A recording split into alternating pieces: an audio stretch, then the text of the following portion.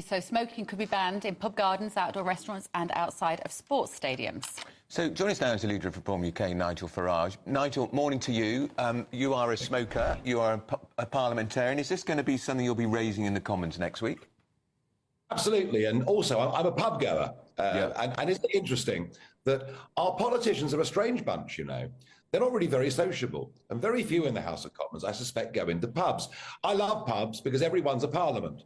You know, we discuss local issues, national issues, international issues. They're really important places.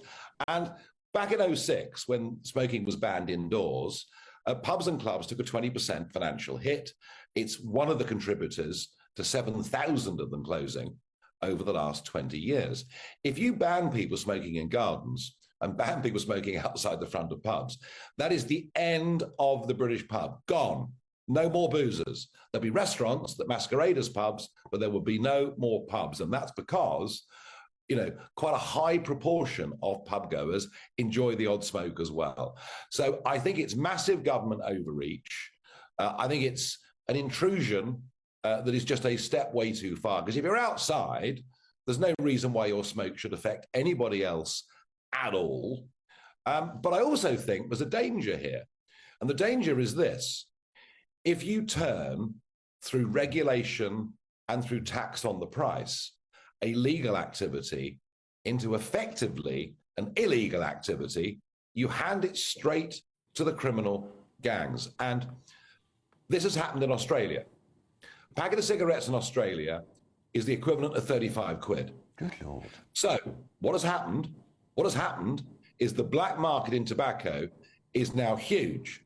No self-respecting criminal dealer bothers with cocaine anymore. There's no money in cocaine. No, it's cigarettes, it's tobacco.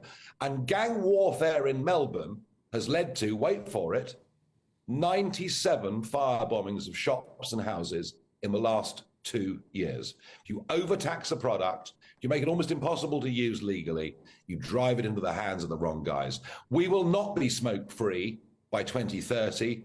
Secure. We will not be drug-free by 2030. We won't be alcoholism-free. We won't be obesity-free.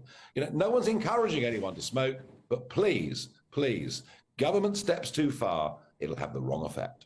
Nigel, we always suspected that Keir Starmer would come in with a fairly authoritative view of how he was going to run the country, that he knows best, that the collective is always more important than the individual. But have you been surprised by how much he has accelerated all sorts of changes? I'm thinking particularly as well in terms of free speech in such a short period of time. Yes and no. I mean, let's not forget, please, that Rishi Sunak was putting forward the most ludicrous law where in a decade's time a 25-year-old could buy a packet of cigarettes and a 24-year-old couldn't. So both parties are on this direction. And by the way, it'll be alcohol next. The World Health Organization now saying there is no safe limit for alcohol. But I think the attack, and we heard it in Germany yesterday, you know, worried about the snake oil of populism. But the only way to deal with it is delivery. Well, 1,100 people over the channel in the last 2 days is not delivery. I think Starmer is genuinely scared that the mass of the population are deeply unhappy with legal and illegal immigration at these levels. And so the attempt to smear everybody who feels that way as being far right, to take some people out and put them in prison for saying unpleasant things on Facebook or elsewhere, these to me are symptoms of fear. He would say, of course, that what he's doing, Nigel, is keeping us all safe, that he wants to save lives and that this smoking ban is only part of that. What would you say to that suggestion? We are not going to be smoke-free by 2030. It isn't going to happen. I mean, you know, I'm old enough to remember decades ago being told there'd be a war on drugs. Well, how successful has that been? Millions of people taking drugs, illegal drugs every week in this country.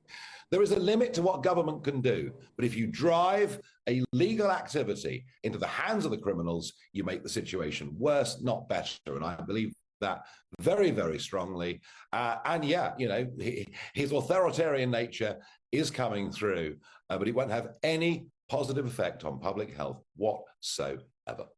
only been in the Commons a few weeks, Nigel, but what is your sense? Do you think he could get this through the Commons? Because I don't think Sunak would have got his ludicrous idea of stopping 14-year-olds buying fags in 10 years' time through the Commons with Tory support, because there were so many Tories were opposed to it. But Labour has a huge majority now. This could actually happen.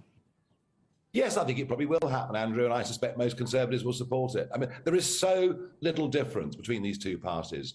The Conservative Party that you and I might remember from our youth, that believed in small state and individual liberty, I think is a long time gone. So I suspect this will go through the Commons.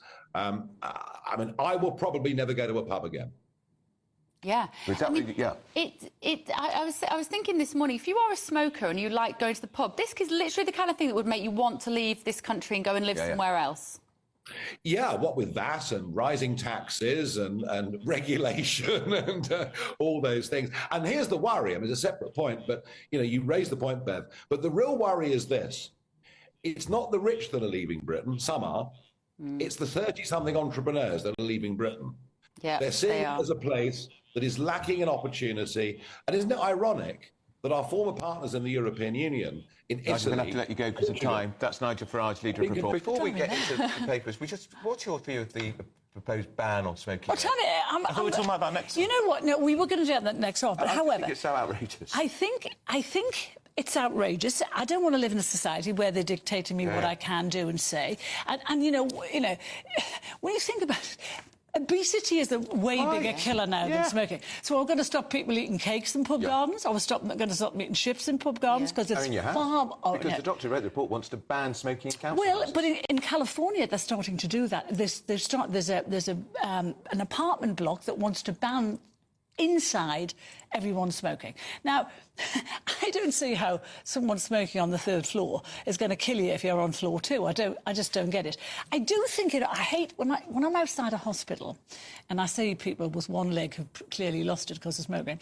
When I see them puffing fags, I think this is not right. There's something wrong with this. Yeah. But I think for the beleaguered hospitality industry, which is only just recovering. But also, I would very much defend that person with one limb missing. I would still defend their right to smoke if they want to. This is extraordinary, but I've actually agreed with Carol. My God. My chairs are spinning. I actually hate attempts to control what we put in our bodies. It's for that reason that I think that drugs should be legal as well.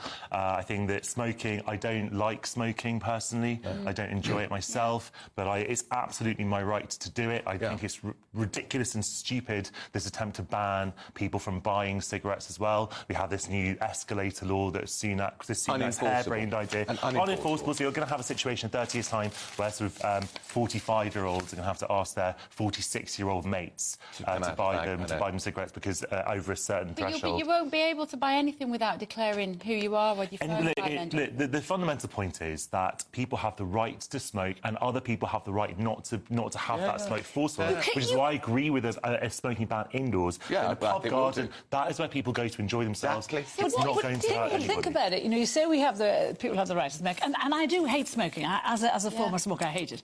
However, the National Health has to pick up the bill for your smoking.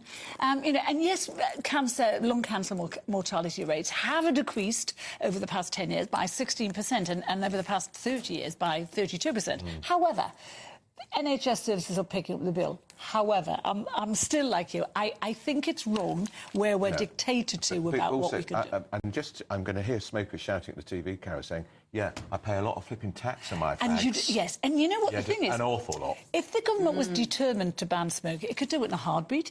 It could stop fags tomorrow, but it would lose a lot of duty if it stopped it. And that's why... Well, no, that would be really bad as well, because then it would just become like any other illegal drug. And it would just become counterfeit, it would become unregulated, become even more dangerous than it is already. Drug prohibition does not work, it never has worked, and cigarettes going the same way, it's just going to have the same... So what is driving him? As a Labour man, what is driving Sir Keir Starmer to be taking such extraordinarily invasive measures into people's private lives? I don't know if this actually is going to be policy. Right now, it's speculation. Starmer has... Well, the Sun has written it pretty hard. They've seen the document. Front page of the Sun. It's what they're talking about. And some people on the Labour Front bench, not all, they do have, I suppose, some kind of instincts which you might liken to the nanny state, and I think that is authoritarian. Actually something I suppose you could call it authoritarian, and it's something that is shared by a lot of people in the Conservative Party, because Sunak was exactly the same. Sunak was very much in the nanny state tradition, so I don't think it goes on party political lines. It's not my politics. I'm much more. I suppose it's. I don't describe myself as a libertarian in any way, but I certainly would share that. Sunak would not have got that smoking ban through with Tory support. It would only have gone through with Labour support. There were so many Tory MPs who were opposed to it. But it was a free vote. But anything that smacks of a dictatorship, we should rail against it at every opportunity. But do you think drugs should be legal then, Carol?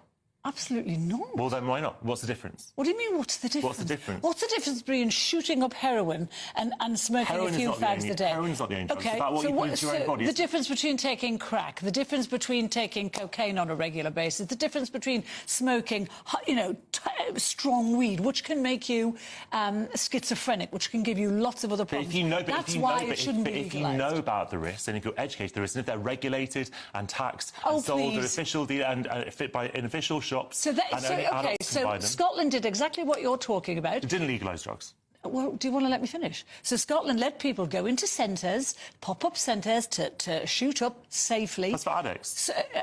Yeah, and you don't think everyone who takes heroin is an addict, you know? Well, anyway, heroin is a specific example. But people they allow safe places for people to take drugs. What's happened? Drug deaths have rocketed. It's the highest drug death centre of Europe, and drug taking has rocketed. In the countries where they've legalised it, like Portugal, which is always held up as the great big example of how it works, it does not. There are more people addicted to drugs in Portugal now than there ever were. Less drug deaths, fewer drug deaths, because people can go safe places to do it, but more drug-addicted people. Young people specifically. What about for cigarettes then? What about for people who are addicted to cigarettes? Is that, I mean, there are always going to be people who are going to be addicted to drugs or who are going to want to take drugs. It's about the criminality issue. It's about whether we are going to put people through. As well. Yes, of course, and that's why there should be education about all these things. But I just don't agree with putting people who take any kind of drug through the criminal justice. But on the criminality thing, on the smoking, how on earth would this ban be enforced? It couldn't possibly be. I mean, are the police going to have to go outside a hospital and say, you're arrested? Well, do you know what? I can see the cops under this government doing exactly that, because they went after an 11-year-old boy yesterday from the Southport riot, so why wouldn't they do that? We haven't got enough coppers to police that. It would just be a ticket. And Farage said today, he said, this will be the end of